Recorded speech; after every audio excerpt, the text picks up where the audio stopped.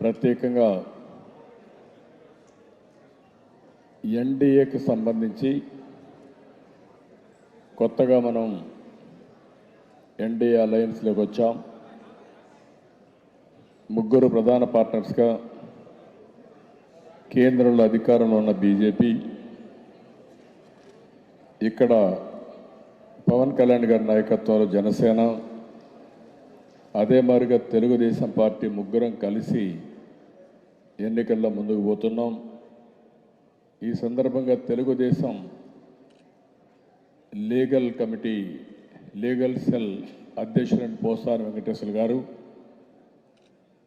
అదే మరి జనసేన నుంచి రిప్రజెంట్ చేసినటువంటి సాంబశివ ప్రసాద్ గారు, ప్రతాప్ గారు, బీజేపీ నుంచి జన్ను శ్రీధర్ గారు, మూడు రాజకీయ పార్టీలకు సంబంధించిన న్యాయవాదులందరికీ వేదిక పైన వేదిక కిందన అందరున్నటువంటి మీ అందరికీ కూడా పేరు పేరున మనస్ఫూర్తిగా నమస్కారాలు, అభినందనలు, శుభాభినందనలు.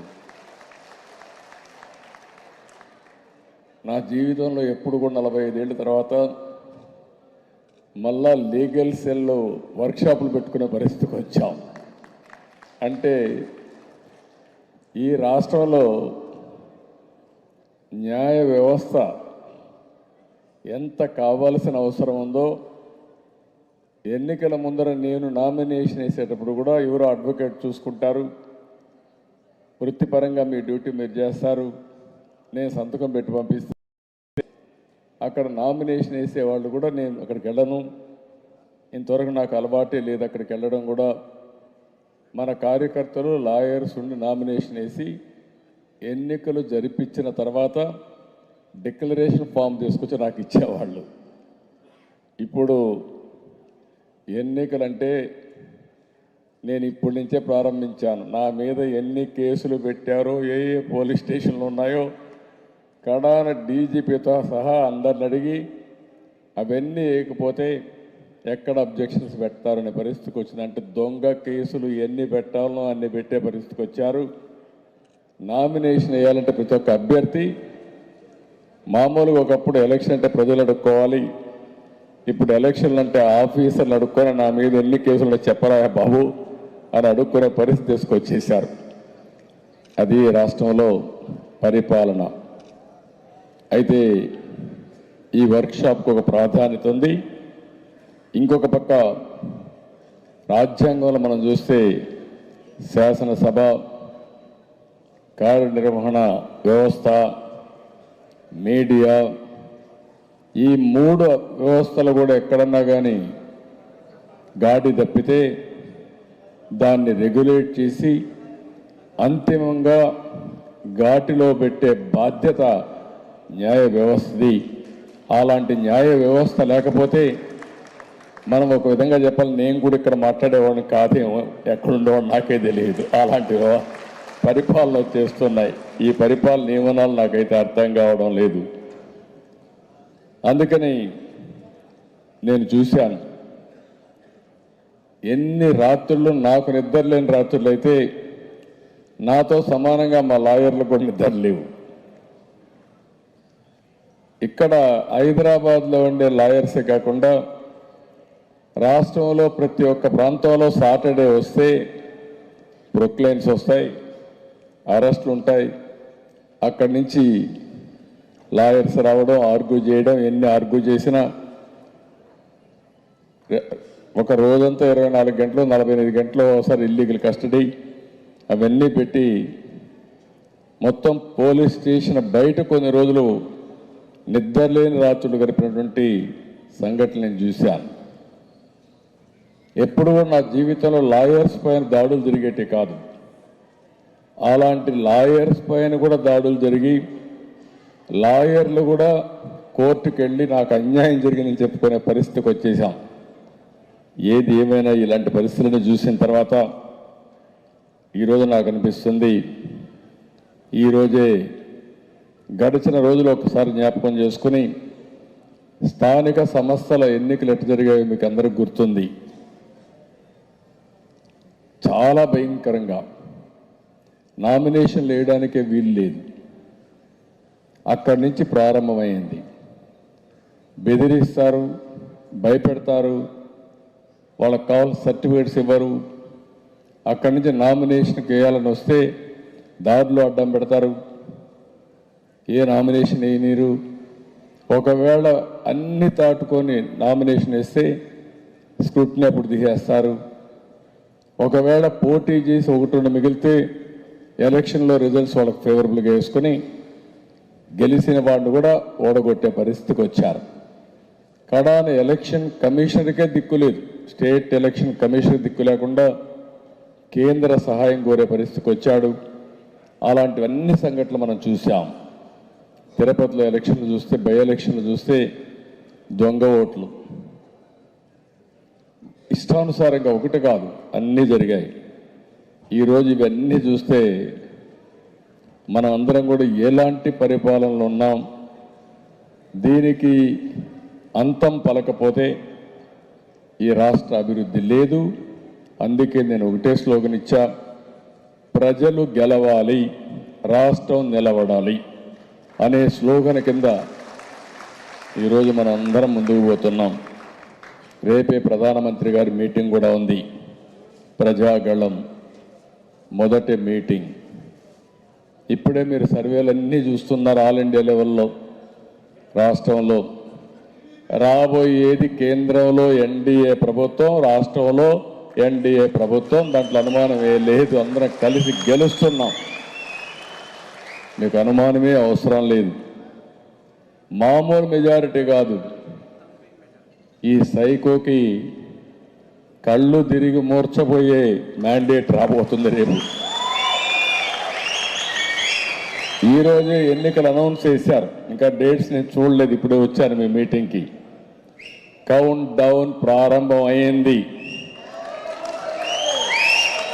నిన్నటి వరకు, ఈరోజు సాయంత్రం వరకు ఒక ఎత్తు అయితే, ఇప్పుడు స్వాతంత్రం వచ్చినప్పుడు ఎంత హ్యాపీగా ఫీల్ అయ్యారో, ఇప్పుడు రాష్ట్రంలో ఈ ఉన్మాదుల రాజ్యం నుంచి మా అందరికీ స్వతంత్రం వచ్చిందని ప్రజలు పండుగ చేసుకునే పరిస్థితికి వచ్చారు, వేడుకలు చేసుకునే పరిస్థితి వచ్చారు. రేపటి నుంచి మీరు చూడబోతున్నారు ఓపెన్గా రోడ్ల మీదకి ప్రజలు వచ్చి ఈ ఎన్డీఏ అలయన్స్కి పూర్తిగా సహకరిస్తారని చెప్పి నేను మీకు తెలియజేస్తున్నా. గెలవడానికి అనుమానమే లేదు. గెలవడం 100% గెలిచేది ఎన్డీఏ. అటు కేంద్రంలో ఎన్డీఏ ప్రధానమంత్రి మోడీ గారి ఆధ్వర్యంలో 400+. ఇంతవరకు చరిత్రలో ఎప్పుడూ రానంత నెంబర్ రావాలనేది ఒక ప్రణాళిక వేసుకొని ముందుకు పోతున్నారు. అదే మాదిరిగా మన రాష్ట్రంలో ఇంతవరకు చరిత్రలో ఇంత మెజారిటీ ఎప్పుడు రాని విధంగా ఎన్డీఏ స్వీప్ చేయబోతున్నాం. అది జరుగుతుంది. దీనివల్ల రాబోయే రోజుల్లో సునాయాసంగా అభివృద్ధి అవుతుంది. ఏదైతే కోల్పోయామో ఆ నష్టాన్ని భర్తీ చేసుకునే రోజులు తొందరలోనే ప్రారంభమవుతాయి. ఈ రాష్ట్రానికి అన్ని వనరులు ఉన్నాయి. బ్రహ్మాండమైనటువంటి సహజ వనరులు ఉన్నాయి. సహజ వనరుల్లో మీరు చూస్తే భూగర్భ ఖనిజ సంపద ఉంది. పోలవరం, కృష్ణా నదులైతే సౌత్ ఇండియాలో ఎక్కడా లేనటువంటి వాటర్ రిసోర్సెస్ ఉన్నాయి. ఈస్ట్ కోస్ట్లో సముద్ర తీరం ఉంది. ఇండియాలో బెస్ట్ కోస్ట్ ఏదైనా ఉందంటే అది ఆంధ్రప్రదేశ్లో ఉండే ఈస్ట్ కోస్ట్ అనే విషయం మీరు గుర్తుపెట్టుకోవాలి. అన్నింటికంటే ముఖ్యంగా తెలివైన ప్రజలు ఉన్నారు ఇక్కడ. ఈరోజు ఇక్కడ ఉండే ప్రజానికం తెలుగు జాతిని మీరు ఒకసారి చూస్తే, భారతదేశంలో హైదరాబాద్ నగరం ఈరోజు ఇండియాలోనే one of the best city, most liveable city నిర్మాణం చేసుకున్నాం. తెలుగు వాళ్ళు ఐటీ అడాప్ట్ చేసుకొని ప్రపంచం అంతా రాణించే పరిస్థితికి వచ్చారు. అన్నీ ఉండి ఈ రాష్ట్రంలో దేశం 2047 వైపు దూసుకుపోతూ ఉంటే మన రాష్ట్రం రాతి యుగం వైపు వెనక్కి తీసుకెళ్ళిపోతున్నాడు ఈ దుర్మార్గుడు. అందుకే దీనికి మీ అందరికీ బాధ్యత ఉంది. నా ఒక్కడి బాధ్యత కాదు, లేకపోతే మా ముగ్గురు బాధ్యత కాదు. లేకుంటే కేంద్రంలో రాష్ట్రంలో ఉండే రాజకీయ పార్టీల బాధ్యతే కాదు. ఇది ప్రతి ఒక్కరి బాధ్యత, ప్రతి ఒక్క పౌరుడి బాధ్యత. స్వాతంత్రం కోసం ఏ విధంగా అయితే లాయర్స్ పోరాడారో ఈరోజు ఒక ఉన్మాది పాలన నుంచి రాష్ట్రాన్ని కాపాడడానికి రాష్ట్రంలో ఉండే మేధావులు ముందుకు రమ్మని మరొక్కసారి పిలిపిస్తున్నా. ఇంటింటికి మీరు చెప్పాలి. 5 సంవత్సరాలు ఒక ఎత్తు అయితే రాబోయే 40 రోజులు ఉంటుంది. ఆ డేట్స్ బట్టి తెలుస్తుంది. ఈ 40 రోజులు ఒకే స్లోగన్గా ఉండాలి. ప్రజలు గెలవాలి, రాష్ట్రం నిలబడాలి. రాజకీయాలు కాదు, కులం కాదు, మతం కాదు, ప్రాంతం కాదు. మన పిల్లల భవిష్యత్తు బాగుండాలంటే ఇలాంటి దుర్మార్గమైన పాలన పోవాలనేది ఒక నినాదంగా తీసుకొని మనం ముందుకు పోవాల్సిందిగా నేను కోరుకుంటూ చేస్తారని చెప్పి మనస్ఫూర్తిగా ఆశిస్తున్నా. ఇక్కడికి వచ్చినప్పుడు ఒకటే నేను మిమ్మల్ని కోరుతున్నాం. ఈరోజు ఈ ప్రభుత్వం ఏమీ చెయ్యలేదు లాయర్స్ కూడా. నేను ఒకటే చెప్తున్నాను, ప్రజలకే కాదు లాయర్స్ కూడా స్వర్ణ యుగాన్ని తలపించే విధంగా పనులు చేసే బాధ్యత ఈ అలయన్స్ మేము తీసుకుంటాం. ఈరోజు ఇక్కడ చూస్తూ ఉంటే వీళ్ళు లా నేస్తామని ఒక స్కీమ్ పెట్టి 5,000 రూపాయలు ఇస్తామని 2,677 మందికి ఇచ్చారు.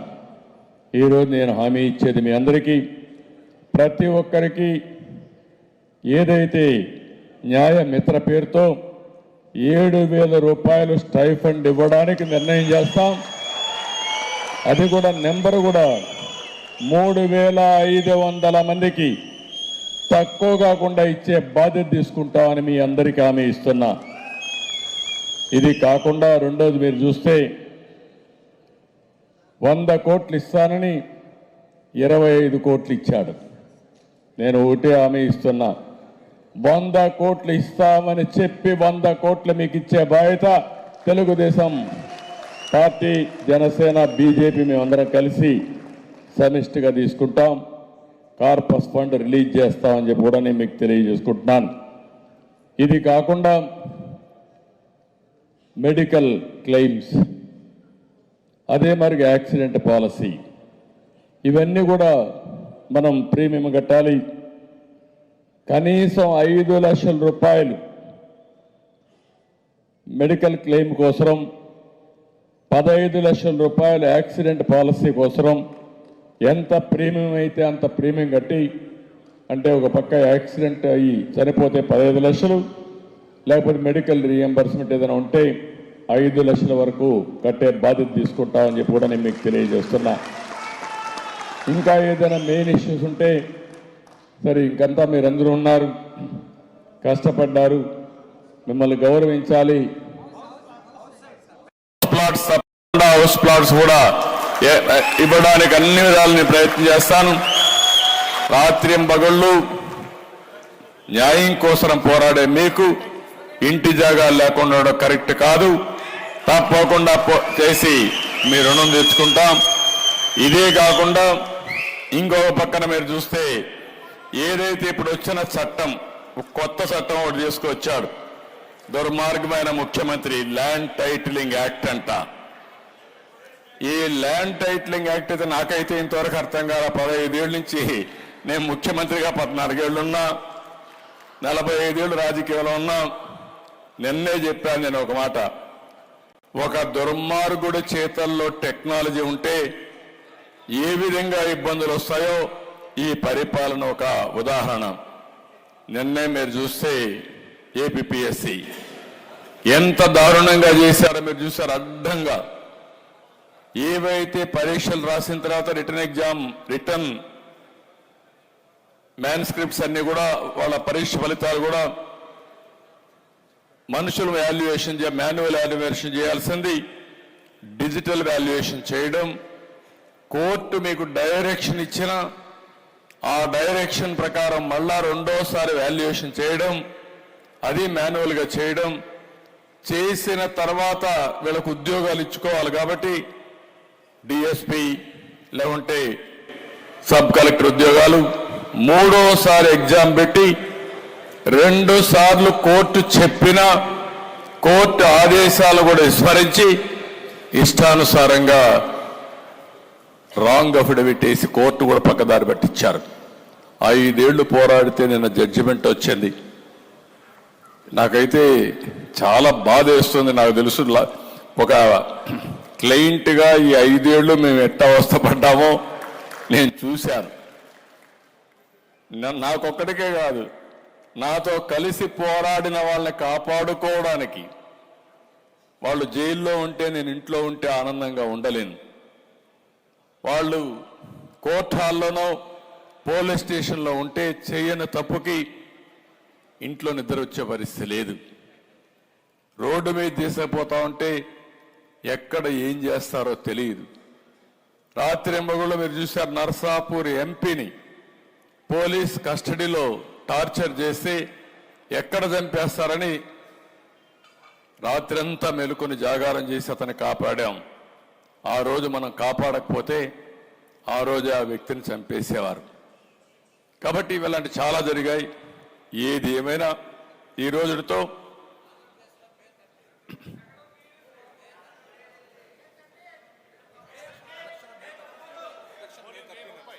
మే 13 మా వాళ్ళు చాలా హుషారుగా ఉన్నారు. విషయం కూడా చెప్పేశారు. ఆంధ్రప్రదేశ్లో పోలింగ్ 13th మే. ఇది హిస్టారికల్ డే. ఎగ్జాక్ట్ గా మనం చూస్తే ఈరోజు 16, 47 రోజులు ఉంది. 47 కాదు, 57 రోజులు. 57 రోజులు ఉంది. 57 రోజుల్లో చరిత్ర తిరగ రాయబోతున్నాం. ఒక సైకోని ఇంటికి పంపించబోతున్నాం. నేను ఇప్పుడు ఒకటే కోరుతున్నా, ఎలక్షన్ కమిషన్ డేట్స్ అనౌన్స్ చేసింది కాబట్టి కోడ్ ఆఫ్ కాండక్ట్ ఇప్పటి నుంచే వస్తుంది. కాబట్టి మీరెవ్వరూ భయపడాల్సిన పని లేదు.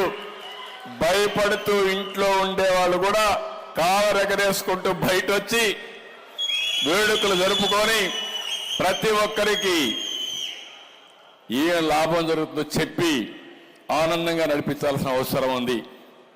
రేపటి నుంచి ఇంకా నీకే డౌట్ అవసరంలా ప్రకంపనలే. ఇంతవరకు ఎక్కడైతే ఇంట్లో ఉన్నారో అందరూ బయట వస్తారు. మొన్న పాపం రావాలనే అభిమానం ఉంది, వస్తే ఎక్కడ కేసు పెడతారని భయం ఉంది. ఎక్కడ పింఛను కట్ చేస్తాడో, ఎక్కడ రేషన్ కట్ చేస్తాడో, ఎక్కడ కేసు పెడతాడో, కేసు పెడితే ఎవరు వస్తారు నాకు అండగా అని చెప్పి భయపడ్డారు. ఇప్పుడు కేసులు పెట్టలేడు, పింఛన్లు కట్ చేయలేడు. కట్ అయ్యేది అతను పవర్ కట్ అవుతుంది, అక్కడి నుంచి ప్రారంభం అవుతుంది. ఎవరూ భయపడకుండా రాష్ట్రాన్ని కాపాడుకోవడానికి స్వేచ్ఛగా ముందుకు రమ్మని మరొక్కసారి అందరినీ ప్రార్థిస్తూ, దాంట్లో కీలక పాత్ర మీది, అడ్వకేట్స్ది. ప్రతి ఒక్క బార్లో మీరు ఉండాలి, ప్రతి ఒక్క ఊర్లో మీరు ఉండాలి. మామూలు వ్యక్తులు చెప్పేదానికి, ఇంటలెక్చువల్ చెప్పేదానికి చాలా వ్యత్యాసం ఉంటుంది. అందులో లాయర్లు అయితే ఇంకా బాగా నచ్చజెప్పే శక్తి మీకుంది. న్యాయమూర్తుల్ని మీరు నచ్చజెప్తా ఉంటారు ఆర్గ్యుమెంట్స్ ద్వారా. ఇప్పుడు మీరు రాష్ట్రాన్ని కాపాడడానికి మీరే ఎక్కడికక్కడ ప్రచారాన్ని చేసే పరిస్థితి రావాలి. అది మనం చేసుకుందాం. ఎందుకు నేను ఒకే ఒక విషయం వాళ్ళందరినీ గుర్తు చేసుకోమని కోరుతున్నా, మేధావులందరినీ కోరుతున్నా. నాకు ఏ మాత్రం అనుమానం లేదు, 2047కి భారతదేశం ప్రపంచంలోనే నెంబర్ 1గా లేకపోతే నెంబర్ 2గా ఉంటాం. ప్రపంచంలో భారతీయులు నెంబర్ 1గా ఉంటారు. ఏ దేశమైనా వెళ్ళండి, ఆ దేశంలో మన వాళ్ళే ఉంటారు. అదే సమయంలో మొత్తం తెలుగు వాళ్ళు ఉంటారు ఎక్కడ కూడా, ప్రపంచం అంతా. మనందరి ఆకాంక్ష, అభిమతం ఒకటే, భారతదేశం ముందుకెళ్ళాలి. ఈ అభివృద్ధిలో మనం భాగస్వాములు కావాలి. ప్రపంచానికి భారతదేశం ఒక ఆదర్శం కావాలి. పేదరికం లేని సమాజాన్ని మనం ఏర్పాటు చేసుకోవాలి. అది మొట్టమొదటిసారిగా మన రాష్ట్రంలో కూడా పేదరికం పోవాలి, ఆర్థిక అసమానతలు తగ్గించాలి. అది సాధ్యం కావాలంటే మళ్ళీ కేంద్రం రాష్ట్రం రెండు కలిసి పనిచేయడం, ఈ మూడు రాజకీయ పార్టీల వల్లనే సాధ్యం. ఈ విషయం గ్రామ గ్రామంలో ఈ రోజు నుంచి మీరు కాఫీ తాగినా, టిఫిన్ తిన్నా, బస్సులో ఎక్కినా, లేకపోతే కారులో కూర్చున్నా దీని మీద ధ్యాస పెట్టమని, కాన్సన్ట్రేట్ చేయమని మరొక్కసారి కోరుకుంటూ, మీరు కేసు కోసం ఎట్లయితే రాత్రి అంతా కష్టపడతారో అంత కష్టం అవసరం లేదు. కానీ ఒక 15 దినానికి 1 గంట మీరు దీనికోసం వెచ్చించండి, ఫలితాలు మీరే చూస్తారు. అది మీ బాధ్యత, అది చేయాల్సిందిగా మరొక్కసారి అందరినీ కోరుకుంటూ చేస్తారని చెప్పి ఆశిస్తూ,